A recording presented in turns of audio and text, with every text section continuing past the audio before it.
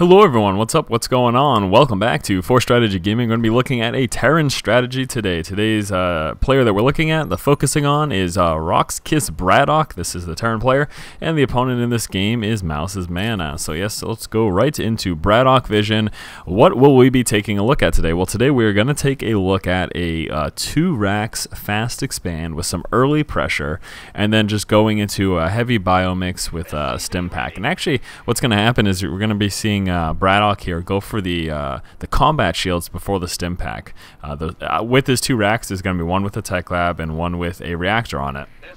Why is Braddock going for that combat shield first? Well, the reason is, one of the main reasons in all honesty, is the fact that, you know, with that last patch changing the length of time it takes to get that stim pack, it's almost not worth it anymore, just because it takes so long to go for it first. And in a certain situation, in a defensive situation like Braddock is going to be in this game, wanting to defend his expansion, yes, there's going to be early aggression, but wanting to defend your expo, it's almost better, especially when you're marine heavy, if you got a barracks with a reactor, to just get that combat shield. Obviously, it's going to make those marines much more durable. And I don't know why I was going at normal speed. Let's do 2 times speed for this beginning crap here, because there's no reason to go at normal speed. So anyways, the opening build order, fairly standard stuff. We're going to be seeing that 10 depot, 12 barracks, 13 refinery, 16 orbital command. Second barracks is going to be coming down at 16 supply. Once you have actually 2 marines, we're going to see Braddock, after his first 2 marines, drop that reactor. Basically what that is pretty much more or less as soon as he can afford it. Once he's got that 50 extra Vespian, he's going to be coming out with that reactor. So there's a first marine. Second marine is going to be building. He's going to be going just a little bit over, but basically more or less as soon as he can afford it. I guess I can go ahead and slow it on down here. Trying to kill that probe is absolutely mandatory. It's just one small advantage and one step towards you being in a better position than your opponent. So yeah, slow it back on down to faster. We can see just going to be sticking with this 1 refinery. In fact, only having 2 guys on the gas, and this is actually a really good thing that Braddock is doing. Normally you'd say, is he stupid? Did he forget? No, he actually pulled 1 guy off the gas, or he only has 2 guys on the gas intentionally, just because of the fact that he's going to be needing those extra resources to go for that fast expo, and being that with this double marine and the marauder only requiring 25 Vespian per, you don't really need a ton of gas. So going for a third guy on the refinery isn't as advantageous as having the extra guy on the minerals instead.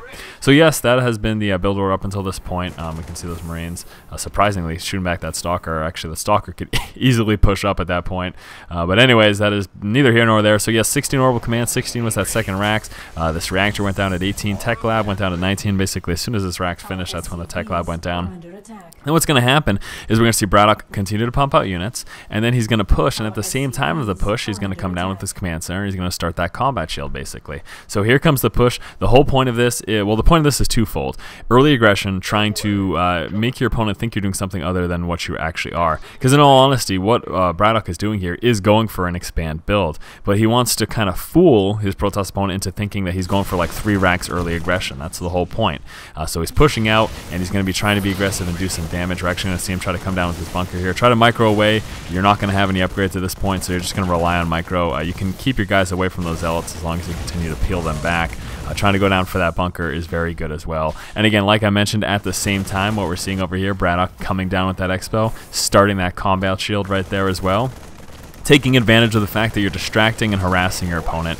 That's the main point. Now you're going to see actually Mana responds here by warping in a lot of stalkers, which are going to do very well against our marine heavy build. So Braddock's going to be forced to cancel that bunker and head back home. But all you need to do, just keep up the production. Make sure during that entire engagement, and just as with anything when you're playing Terran and StarCraft, you should always be producing no matter what else is going on. So during that entire engagement, Braddock was still producing, so he comes back home and he's still got units. Make sure you go ahead and get down a bunker. That's going to be very necessary. 1, probably even 2 bunkers is going to be very, very necessary. You can also see at this point another barracks is coming in. That actually started getting built at 34 supply, so that was just basically right after that combat shield had finished. And now that the expo's up, going to transfer down a couple of SCVs. You're going to see usually about 6 to 7. That's what's typically gets transferred down. And he finally went back up to 3 guys, since he's going to need to be affording those upgrades, as well as a factory that he will be coming down with at some point relatively soon. So again, the Protoss player went for a expo. We saw that. So that the reason I'm mentioning this is because had there not been an expo, had the Protoss player still been on one base when we pushed out, you would have actually seen 2 and probably even 3 bunkers total much sooner than we are here. But since we saw the expo, not as worried about a super early push. Once this push comes, a big focus is trying to repair the bunkers that are up. Unfortunately, Braddock wasn't able to do so. Engaging with SCVs if you are clearly outnumbered, that's a big thing as well that I've talked about in the past. In fact, I just want to bring that back really quick. Sorry for the random sound effects when I'm rewinding. So anyways, let's take a look here. Just taking a look at that army. Does it look like we're outnumbered? Let's take a look at how it actually is. Oh, that's the wrong one right there. Army supply. We can see that Mana is at a slight advantage. 24 army supply as opposed to just the 20. If you are ever in a situation where you see an engagement coming, you see some sort of pressure at any point in the game really, and you see that you are clearly outnumbered. You know, he has a decent force, but he's not obviously at an advantage at all. You're going to see instant transfer of workers to try to move in the engagement in many situations when trying to defend this. And this is a smart thing to do. Obviously, part of this is trying to get that repair in the bunker, but the other part is using these units to engage to help tilt the numbers in your favor. Because even though these aren't focused attacking units, the SCVs can still help. There are extra bodies in there that help get in the way of those zealots and help distract fire from stalkers that aren't within range of the Marines and Marauders. And that's exactly what you're going to see here.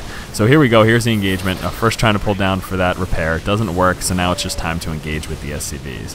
You're going to see some of, unless there's target firing going down, you can see these guys are going to actually be forced to target fire those SCVs because that's what's actually going to take the priority. So he's keeping up this aggression. Again, focus on repairs if that is necessary, if the bunker did get targeted down. Otherwise, use those SCVs to engage, and you should be pretty much all set. So now that Braddock has fended that off temporarily, he's going to just continue what he's doing, continue our production. A little macro slip there, unfortunately, but he was pretty focused on what was going on, and then also going to want to make sure he comes down with another bunker. Now, this is a solid build in general.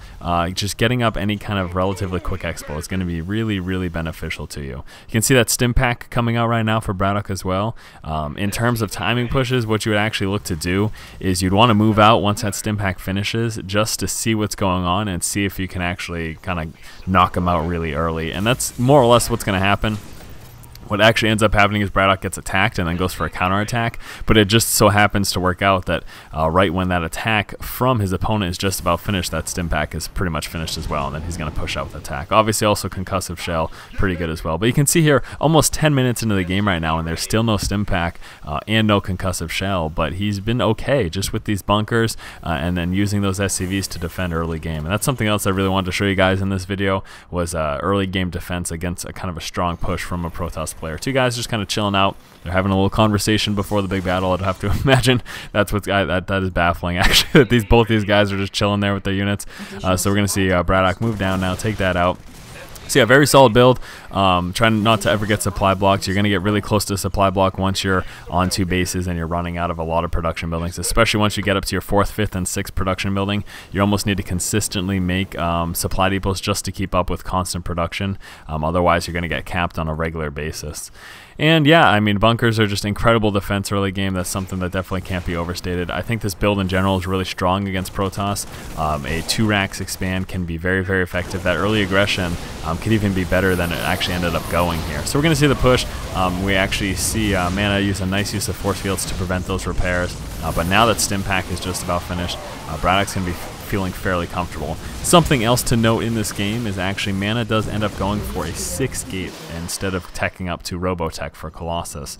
So you may ask, well, 6 gate, I don't see that often. I see Colossus a lot more than I see a 6 gate. I would say, okay, fair enough. That's a reasonable statement. I would probably have to agree with that. You're probably going to see Colossus more than you see a Protoss player 6 gate against you. If you end up in this situation and Colossus are what you are up against, the main difference when it comes to engagements is just trying to make sure your units are a little more spread out so they don't deal with as much splash as they would otherwise from those Colossus. If your guys are really clumped up, then you may have some issues with the splash damage, so keep your guys spread out. Using the Marauders to target fire down the Colossus are going to be really effective as well. Also, if the Colossus tried to push early before that stim actually finished, and it's not going to be, I mean, that shouldn't happen in all honesty. You should be able to get your stim up before Colossus are on the board. But if he had teched up to Colossus, the other big thing too is that Braddock could have been much more aggressive early in the game. So let's just go for a quick recap of what happened here. The build, fairly standard opener again. That's 10 depot, 12 racks, 13 refinery, 16 orbital command, 16 was that second racks. Getting that reactor on this first barracks at 18 supply, and then once the second barracks finishes, that's going to get a tech lab right away. Pushing out with a couple of marines and marauders early in the game can be definitely very effective. Again, you're doing two things. You're pretending to apply early aggression. You're kind of acting as if you're going to be super aggressive when it's more just testing the waters. The other thing too is you want to look for an expo or to see if he's still on one base. Had Braddock actually pushed out and he saw that his opponent was on one base still, then you would have seen probably 2 or 3 bunkers actually get placed up at the expo for fear of a 4-gate or some sort of a 1-gate really strong aggressive push, a 1-base really strong aggressive push. And then after that point, once that push was happening at 32 supply, that's when the expo came down. 34 supply, combat shields started researching, and then 34 supply as well, the additional barracks. He dealt with that counter push, but then after that point, he started to work his way on up. We can see Braddock sitting over here with that factory and starport. And then the next transition, obviously, is to get medevacs in play. If you see that Colossus are coming, then get some Vikings in there as well. So there you have it, guys. Hopefully you enjoyed this build. Really nice, economy-friendly, and also allows you to apply a little early pressure. And as always, guys, if you like the content, be sure to subscribe to the channel. Keep watching and keep owning.